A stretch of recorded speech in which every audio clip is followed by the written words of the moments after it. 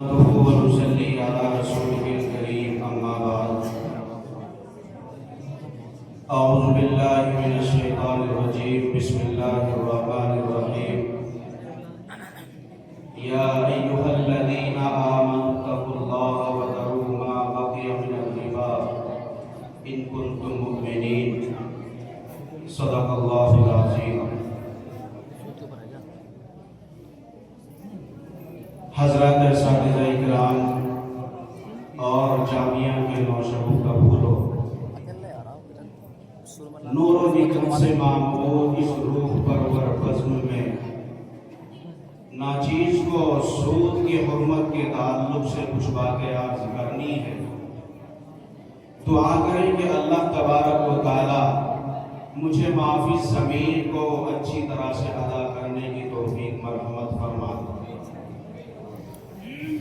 حضرات سامعین، حضرت امام جساس رحمت اللہ علیہ نے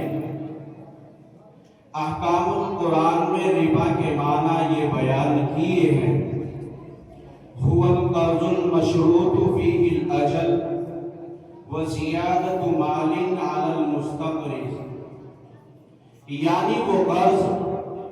جس میں کسی میعاد کے لیے اس شرط پر قرض دیا جائے کہ قرضدار اس کو اصل مال سے کچھ رقم زیادہ ادا کرے گا۔ خود رسول اکرم علیہ السلام نے ربا کی تعریف بیان کی ہے، فرمایا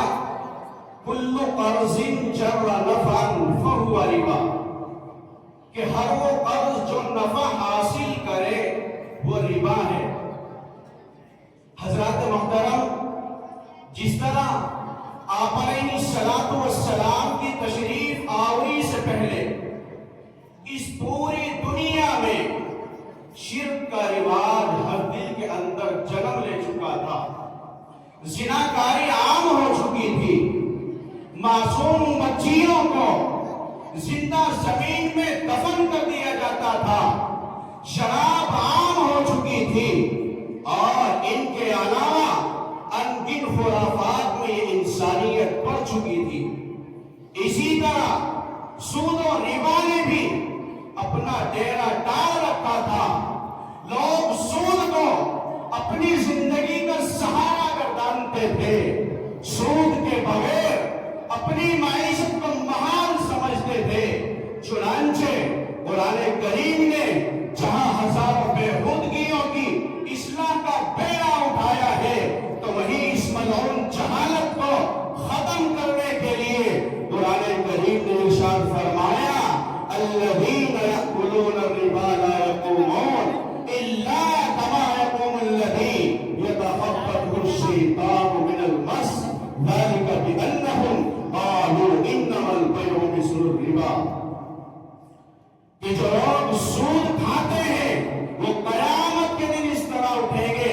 جس طرح وہ شخص اٹھتا ہے کہ شیطان نے جس کو لپٹ کر حواس کھو دیے ہوں، وہ اس لیے کہ انہوں نے کہا کہ تجارت بھی تو ایسی ہی ہے جیسے ربا، یعنی وہ لوگ سود و ربا کو ایک ہی حکم میں گردانتے تھے۔ اللہ نے فرمایا معاملہ ایسا نہیں ہے، بلکہ وہ احل اللہ البیع وحرم الربا، کہ تجارت کر کے بے و شراء کرنا حلال اور جائز ہے، اور سود کو اللہ نے حرام قرار دیا ہے، اور تنبیہ فرمائے کہ سود کھانے والا اور قیامت کے دن محبوط الحواس پھرے گا، بکواس اور بے شرمی کے عالم میں سرگردہ پھرے گا، اس لیے کہ وہ دنیا کے اندر بے شرمی کے عالم میں سود لیا کرتا تھا۔ آج قیامت کے دن